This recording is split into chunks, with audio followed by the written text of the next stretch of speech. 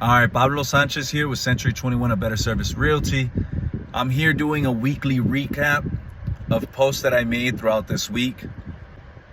First one being who is eligible for the Proposition 19 and transferring your property taxes. I also touched base on 1031 exchange info, what not to do before closing, down payment assistance for FHA loans, and then also the 4 reasons why you shouldn't overprice your home right now in this market. So let's just start.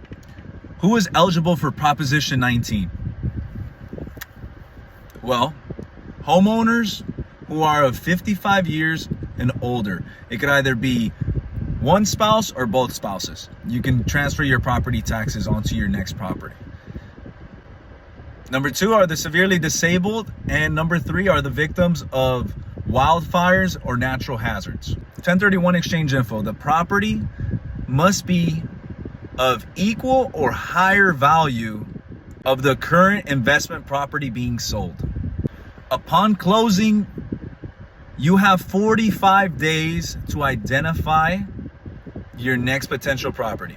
You then have 180 days to acquire that property. But here's the caveat, because some people think, 45 days plus 180 days. No, all of that must happen within 180 days. 45 days to identify your property, and within those 180 days, you have to acquire the new property. Look, big things you do not want to do when closing, before closing. You do not want to open new lines of credit.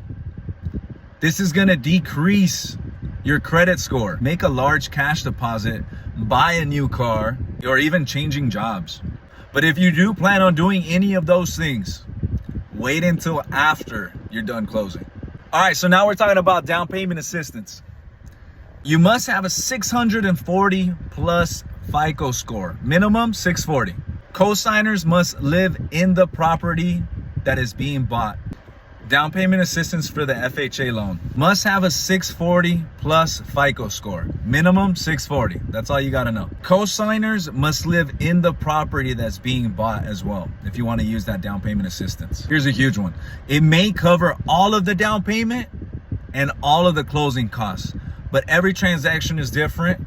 And here are the income limits. For LA County, it is 180K. Orange County, 235K. Riverside and San Bernardino, 173,000. So you can't be making more than those income limits to qualify. All right, and now we're here with the 4 reasons you should not, definitely do not overprice your home. Number 1, the price will not match the appraisal. If you have your house listed at $750,000, appraisal comes in at $700,000, you're gonna have to rethink that whole situation.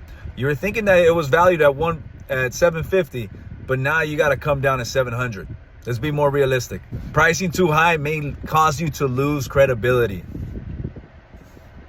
Need I say more? The property may sit on the market, which means that the buyers are gonna be like, what's going on with this? What's going on with this property? What's wrong with it? When in all actuality, there's nothing wrong with it. It's just, it's been priced wrong. Lastly, buyers, they're looking in specific ranges when they're buying. 500,000 less, 600,000 less. You know, if your property is listed at 601,000, let's just say, it's not gonna pop up in their range. So your property is gonna be left out.